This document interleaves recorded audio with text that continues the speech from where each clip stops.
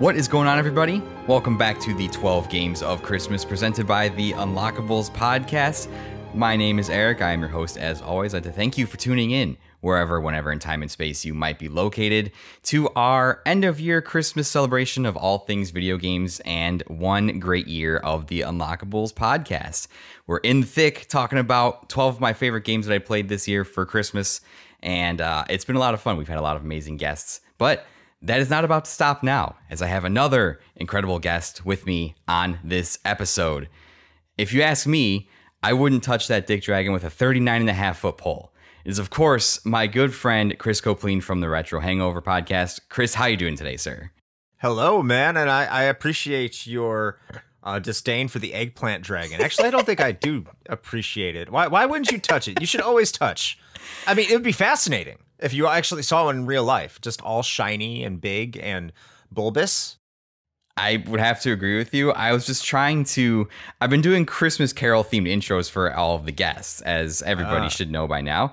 And so I was like, what seems the most appropriate? And I'm like, some people might not want to touch a dick dragon, so that seems appropriate. And we can be kind of grinchy sometimes, so grinchy it is. Let's roll with it. Okay. But again, green hairy dick dragon. Yeah, there you go. It's perfect. I always like to think of the dick dragon as like in the like kind of mythical Chinese art style where it's like the long, like slender S dragon, but it's just purple. And I just imagine like seeing that in the tombs of like emperors and people that were buried from like long ago. That is my headcanon. So you can confirm. And or on deny Christmas, when he goes to Whoville, the veiny veins on the dick dragon grew 10 times the size that day. Oh. When will Disney Plus release that version of the film? OnlyFans when they buy it out, and it's only a matter of time because Disney's going to own us all. So exactly. I was gonna say, what tier of the Patreon is that video at, Chris? I would love to subscribe to that. DM me, slide in there. It's like we can set a custom price for that. But no, thank you very much, sir, for coming on. I had you on pretty early on in the Unlockables lifetime. You came on and talked a little bit about Retro Hangover, the show, and just your experience in podcasting. And before we get going on this episode specifically, I just wanted to say thank you very much. I appreciate all of the support you've given me throughout 1 year of Unlockables. I truly don't believe the show would have been as successful without you. I've come to you several times and just kind of talked to you about podcasting, games, and stuff in general. And, you know, you've been a big guiding force for me. So I just wanted to say thank you very much. I really appreciate that. I'll say, man, it's, right back at you. You know, every single time I open up Instagram, I see those promotions and on Twitter too. So just thank you so much. I think it's been mutually beneficial, and I don't think we would be at a lot of the heights that we've been reaching this year as well. So thanks, bro. Oh man, I don't take compliments well. So on no do I. So yeah, we're even now. We're just gonna be awkward for the rest of this episode, so it's totally fine. But makes sense. No, as we are, if I could steal something from your show, want to do on 12 Games of Christmas, we are talking about one of the 12 games that I thought was the best game that I played this year, and I asked Chris to come on for a very special one that is very close to my heart. And that game, of course, I'm talking about is Mega Man X.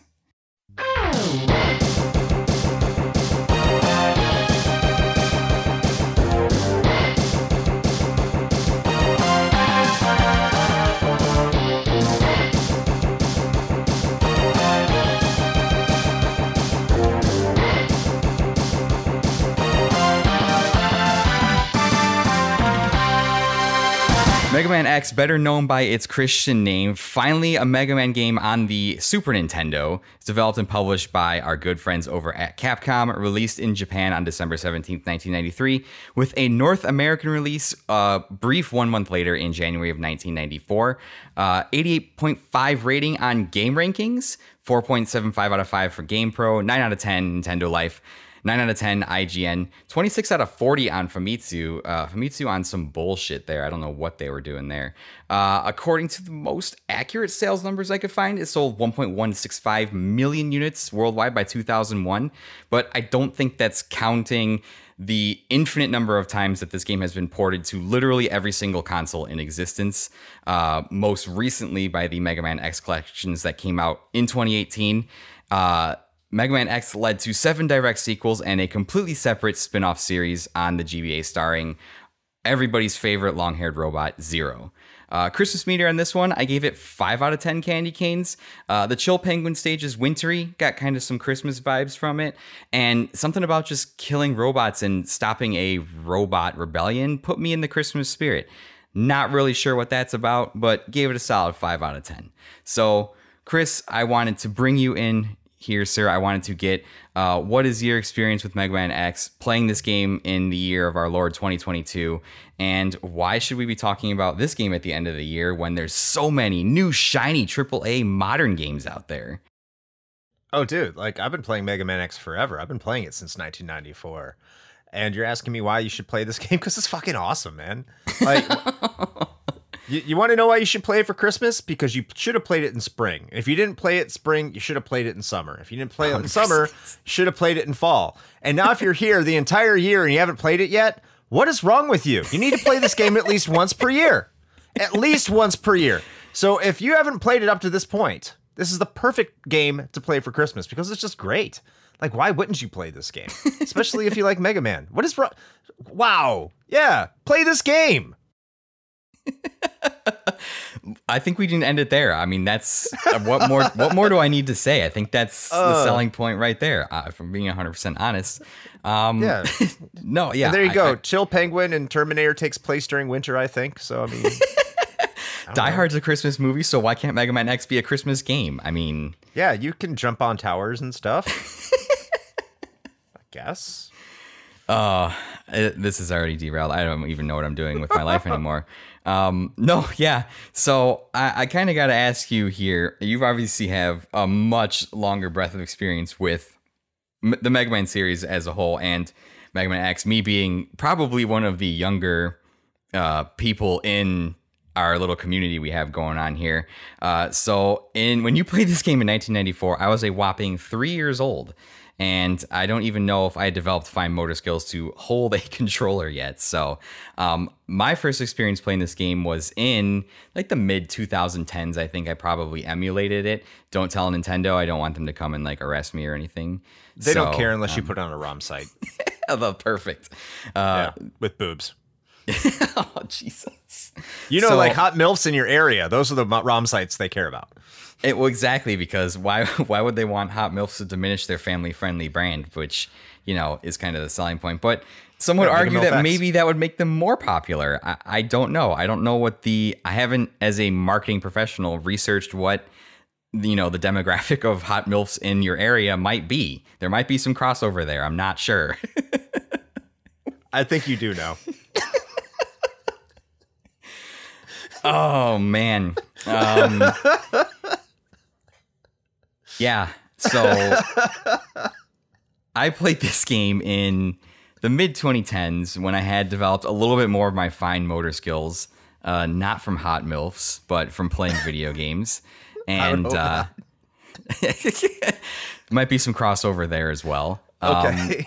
So, and even I recognize, as a person that I don't consider myself by any means a retro video game player, I pretty much was confined to whatever my mom would allow me to buy or purchase for like Christmas or holidays. So playing this game in the year of our Lord, middle 2010s somewhere, the before times when things were not so terrible, it was an incredible experience. I recognize even then, even in what we would call the quote unquote AAA modern era, that this game is the fucking shit, for lack of a better term. And I just think that has everything to do with Mega Man at its core concept. I've always felt like getting to experience playing some of the older Mega Man titles, specifically Mega Man 5 for shout out to King of Games, which should be coming soon to, or will be out by then, to a Patreon near you. Yeah, it's on our Patreon. As you're listening to this episode, it absolutely is. Right. Yeah, we're totally not recording this in like the middle of November. Absolutely not. We have to maintain the timeline.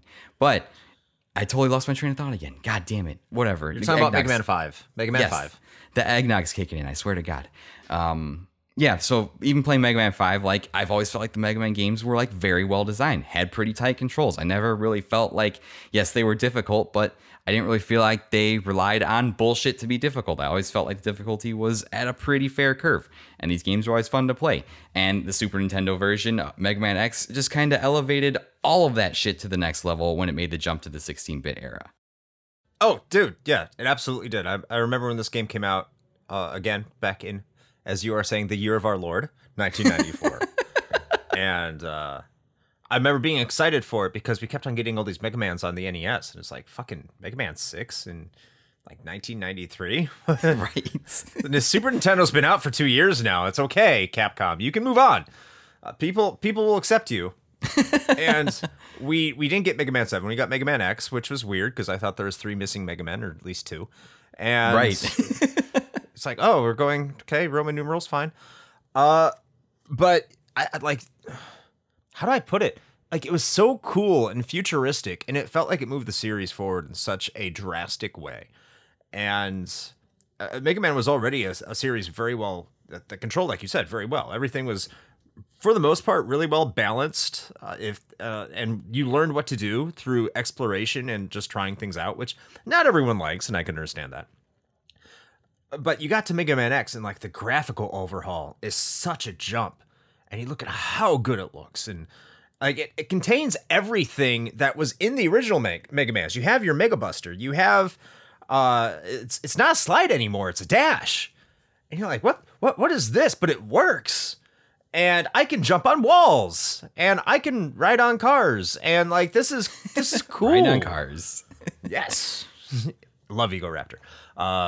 What his name is from Game Grumps. I don't know. I don't watch that stuff. But it was like it rocked my socks off. And I think whenever I've had an opportunity to go back and play it, I can sit down, I can knock this out like less than an hour. And right. It's an easy experience once you get used to it, like most Mega Man games are. I know a lot of people say, oh, it's so easy. Well, that's because it's a well-tailored game. And if you have any platform, action, jump and shoot adventure experience, yeah, this is just such a joy to play through. And yeah, I never thought it was too easy. Like, it provides just that right amount of challenge with still being able to just kind of zone out and get into kind of a zen mode. But I know you don't want to be here all day, but we're gonna, if you couldn't tell, we're just gonna give this game a giant BJ the entire time. It's gonna be, it's gonna be a generous, I guess, jerking off, as you could probably put it. But yeah, no, I agree with you 100%. And I think one of the more remarkable things about this game, and like you said, you mentioned the aforementioned Ego Raptor, Aaron Hansen of Game Grumps fame, of Sequelitis fame. Yes. Did a fantastic video that I pretty much 100% agree with all the reasons why Mega Man X is fantastic. And he lays out those points very, very well in kind of a critical breakdown of why this game took everything the Mega Man series did and just pretty much catapulted it up. And yeah, can we talk about that for a second? Like, hold on. Yeah, we're getting Mega Man 6 in like 1993. Like, are you kidding me? Like, I understand that 1 out of 4 homes in America has a Nintendo Entertainment System, and you don't want to give up that market share. But like at this point, the Super Nintendo had been out for like 3-ish years, if my dates are correct. I mean, it's I kind of equate it to like what PlayStation's doing today. It's like, all right, PS5's been out for a couple years. You're still tossing games on the PS4 here. Like what are we doing here? What are we doing with our lives? And yeah, I think buy a PS5. I think that fans were just frustrated that, you know, they really wanted a Mega Man game, a 16-bit Mega Man game. And it's 1993. It's been 3 years since the Super Nintendo, and they're just not getting it. And Capcom's finally like, oh, yeah, we probably should, like, do that. Because if I remember, did Mega Man 5 or 6 even break 1 million units sold? I seem to not remember that being close to that. I can't imagine it did. Trying to remember my King of Games knowledge. So I can't. Ago. I don't remember it selling 1 million copies. If it did, I would be absolutely flabbergasted. So, I don't quote me. I wasn't on any of the Mega Man episodes. I was on a Mega Man episode, but yes, I think that you bring up an interesting point too about how yes, the dashing replaced the slide, and now you have wall climbing. And really, to me, it's really cool that they managed to like maintain the what I call the quote unquote like Mega Man feel of the game, but still add these two options that increase your mobility and your level building options pretty much in infinite directions, because now you can ascend and descend slopes while maintaining dash, maintaining speed, doing dash jumps so you can jump further, wall jumping so you can have different kind of vertical level setups. I think it's cool to me that a game is able to add in like a couple of things that change the way you play the game so drastically, but also be able to maintain the spirit of what came before. And like you can just pick it up, and if you've played any of the Mega Mans before, you're like, yeah, this feels like Mega Man. The pacing, the speed, the jumping, the weight, all that like still feels the same. And Capcom had their shit figured out. They knew how to make a good game. They knew how to make something that felt good to play. And it feels so like, I can't understate like how just good this game feels to fucking play. It feels so great. I don't see how anyone can call this game anything but the best Mega Man game. I know it's between this and Mega Man 2, and I think a lot of them have similarities. Right. Whereas Mega Man 2 really refines the formula for the classic Mega Man games. And I think what it all comes down to is difficulty. Because if you ask people what's the easiest Mega Man game, they say, oh, it's Mega Man 2. And then they're like, okay, what was the best Mega Man game? Oh, it's Mega Man 2. And then same with Mega Man X. Like, what's the easiest Mega Man X game? Well, probably X4. Some people might say X4. But, like, for the most part, a lot of people say Mega Man X, the original one. But they also say it's probably the most well put together. So I think that, like, a lot of people like to say games need to be hard or need to be challenging. And you know, games are so easy nowadays. Well, Mega Man X is an easy game, and it's still fantastic. This is a game that was released in 1994. So that's kind of a counter argument against a lot of these more modern gamers that like to say Nintendo hard or shit all over, you know, the difficulty strata of modern gaming. It's like, look, a lot of these games that people loved back in the day, a lot of these games that we put up on a pedestal and hang on our walls, they're some of the easiest of the franchise, and Mega Man X is one of them. Yeah, I agree 100%. I found this way more approachable. Like I went back and played this after playing Mega Man 5, and I was just like, yeah, I wouldn't say that they intentionally designed it easier, but I just think the element of bringing it into the 16-bit era, adding things like your dashing, your wall jumping, giving you more maneuverability options, and just kind of the way they design the levels, just made it so that you could be better at the game and made you to be able to navigate the levels better. And I think that probably helped out with some of the difficulty as well. And plus, like, by now they have how many years of designing Mega Man games and learning how to set these levels up in the correct way so that, you know, they're tough but fair. And it provides a challenge to you, but it's something that you can still overcome within reason, not the ball-crushing difficulty of some of the earlier video games that were just designed to eat your quarters and just to make as much money off of you as possible. Except the bosses. The bosses are too easy. That is one thing, yeah. If you know the order, it does become pretty easy. Even if you don't know the order, like some people do Buster only runs of this game and make it look pretty easy. So yeah, I would argue that they kept the tradition of, like, you know, the screen transition and the boss fight in the boss room and stuff like that, and finding the quote unquote the order of the boss's weaknesses, which I think is a cool touch. But yeah, I would agree that they're not super challenging. The only ones I really found myself having any kind of trouble with was just those end Sigma boss levels that are a little bit challenging. But even then, I wouldn't say that, you know, having gone back and played some of the older titles now, that those were more difficult than that. I'll say, like, if you want to do a Buster run, even without a Buster run, Launch Octopus is kind of a pain in the ass. Yeah, Boomer, it's probably the Boomer most difficult of Robot Masters. Oh yeah, even with the right weapon, Boomer Quagmire with a Buster is pretty difficult. Sting Chameleon can be a motherfucker. But other than that, yeah, I mean, I don't even know if Spark Mandrill's tough or not, to be honest with you. Right. If someone would be like, yeah, I've played him with a Buster before and he's so much harder, I'm like, fine, but I don't, because why would I? Right. Why do that when you can just stun lock him with Chill Penguin's weapon and just the fight can be over in 4 seconds? Like, why would I not do that? Obviously. Yeah, I want the challenge. That's a lie. They put the weapons in the game for you to exploit the weaknesses. So of course I'm not gonna feel bad about exploiting them. Like, I don't have to have some, like, whatever this, like, Dark Souls mentality of, like, you have to be the naked man with the club. That's the only true Dark Souls experience. It's like, fuck you. This stuff was put in the game for me to play with. If it was put into the game, I'm gonna use it. Like, there should be no gatekeeping for that at all. Absolutely not. Absolutely not. What's your favorite weapon? My favorite weapon? Ooh, I don't know. I found that I utilized all of them. For whatever reason, I really like the Storm Eagle's weapon. Just the Tornado Blast is pretty good. Yeah, I really like that one. And yeah, I think that would probably be my favorite one. Just because, I don't know, it's something about Storm Eagle. I like his design the best. I like his stage the best. That's probably my favorite one out of all of them. Is he your favorite Robot Master too? I think so, yeah. Definitely. You know what? I would have to agree. And in the remake, Maverick Hunter X, they actually kind of make Storm Eagle like this kind of like anti-hero that's like I know I'm doing the wrong thing, but I must. Kind of like interesting. Yeah, he has kind of like this, like he's not doing it because he's doing it for the right reasons or whatever. He's more of a noble character, right? I think people picked up on that. But his weapon is one of my favorites in the beginning just because it does so much damage. Right. Over a short period of time. But once you get the arm cannon upgrade, whether that be in Flame Mammoth stage or, in the first level of the Sigma stage. Right. Armored Armadillos is fucking game breaking.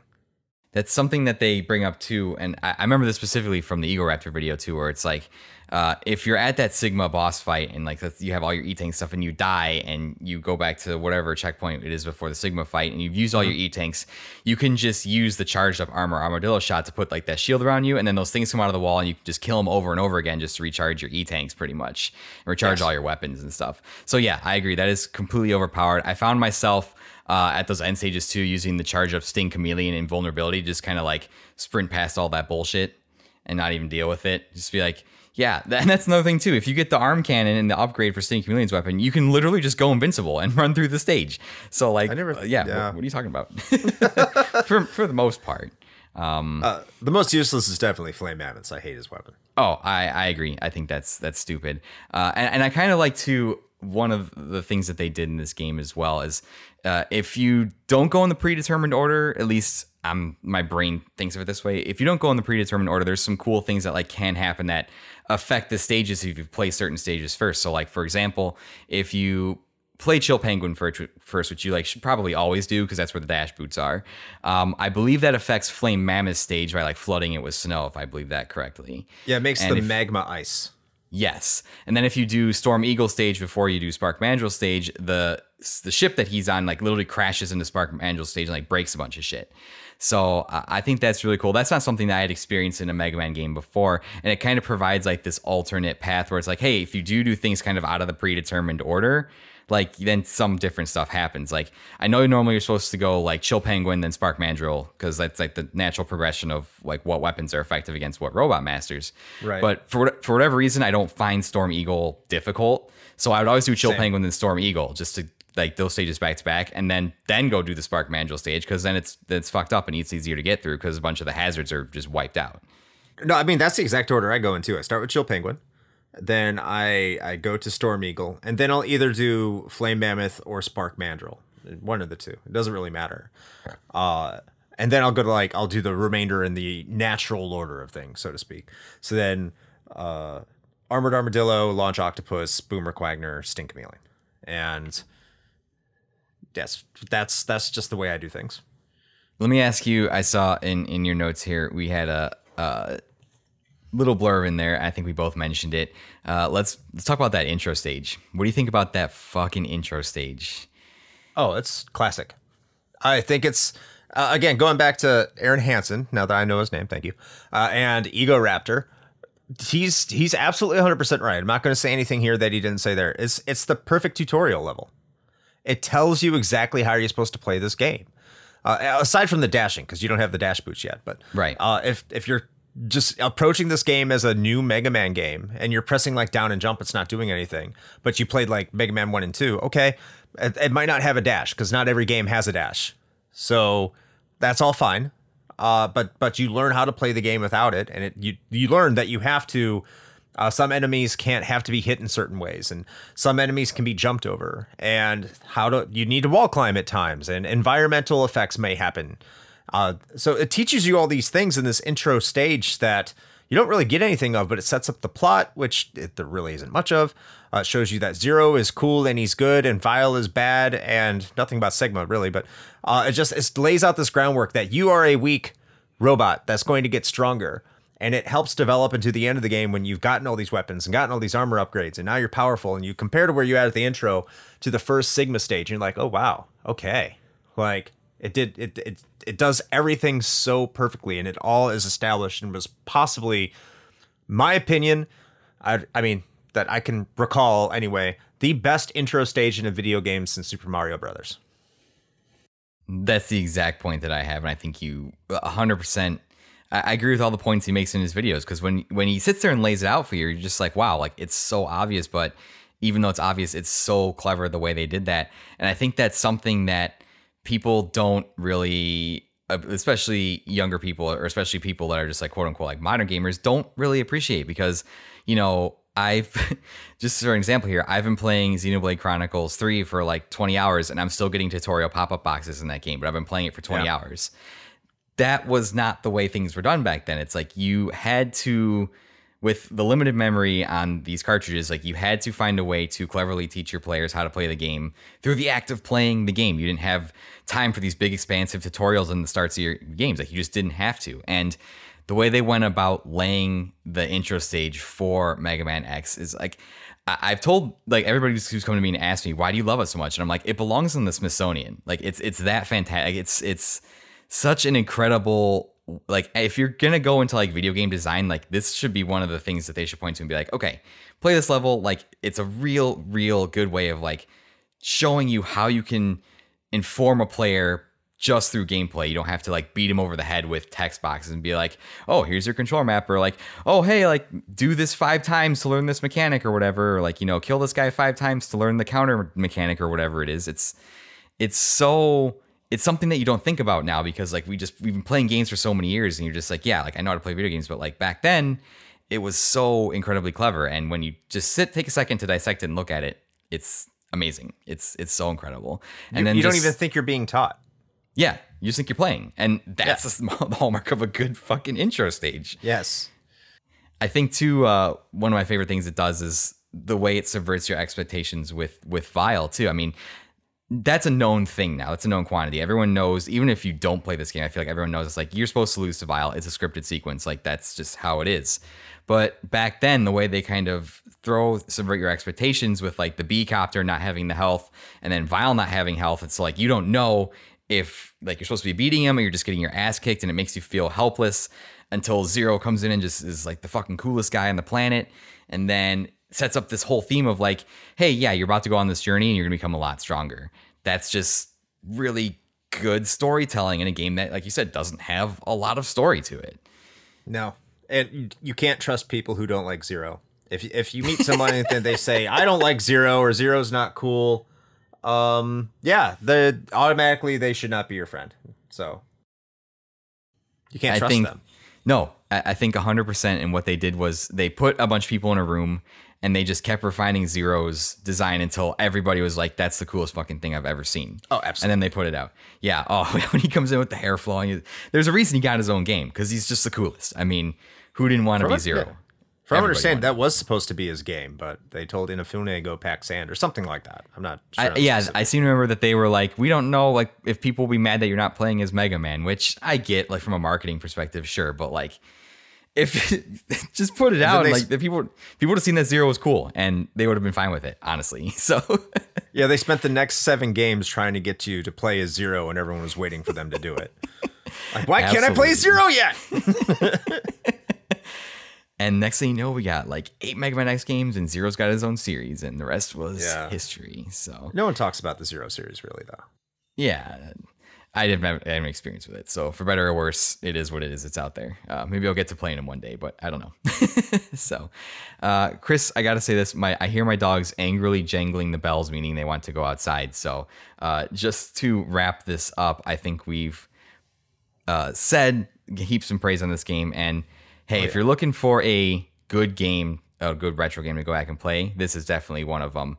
To me, this is one of the games I think about when I think of retro video games. When I think about the Super Nintendo, it's like Super Mario World and Mega Man X are like the first 2 that I think of. So Yeah, same. This is probably up there in my top 10 of video games of all time. I could lavish this with praise. Eric asked me for 30 to 40 minutes on this, and I think we're approaching an hour. So I could be here for another hour or two talking about how much we didn't even get to the music. But we didn't get to the music. We didn't, which is fantastic. So there you go. Everything is magical. Everything is amazing. There's the music. Go play Mega Man X. What I said at the beginning, you haven't played it yet. Play it for Christmas. Treat yourself. Yes. You'll find Santa somewhere in your heart. And the Dick Dragon's veins will grow 10 times that day, as we said at the beginning. Just to reiterate, because Mega Man X is that game. Absolutely. And I think that is the glowing review on the back of the box that you read when you purchase the game. So especially the parts about the veins and the Dick Dragon. So thrusting into your heart. Thrusting into your heart. Absolutely. Chris, sir, thank you so much for joining me this short little episode here. In case this is someone's first time, if it is their first time, welcome to the show. You picked a pretty interesting one to be a part of for the first one. So if it's somebody's first time, would you like to just quickly tell people where they can find you?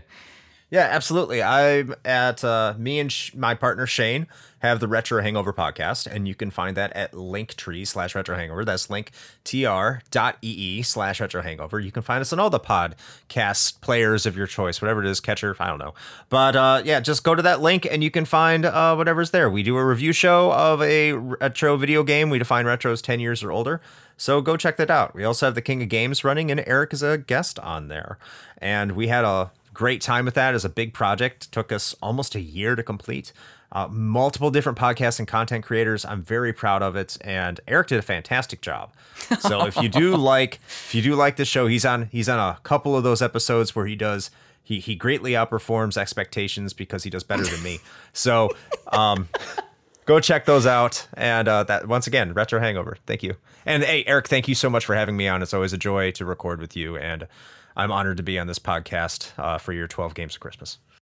The honor is mine, sir. I really appreciate it. And I'm looking forward to people seeing those, not just my King of Games episodes, but all the King of Games episodes. That's going to be a fantastic thing. It's going to be a wonderful thing. And like I said at the top of the show, thank you for being a part of the first year of Unlockables. And thank you for all your support throughout the year.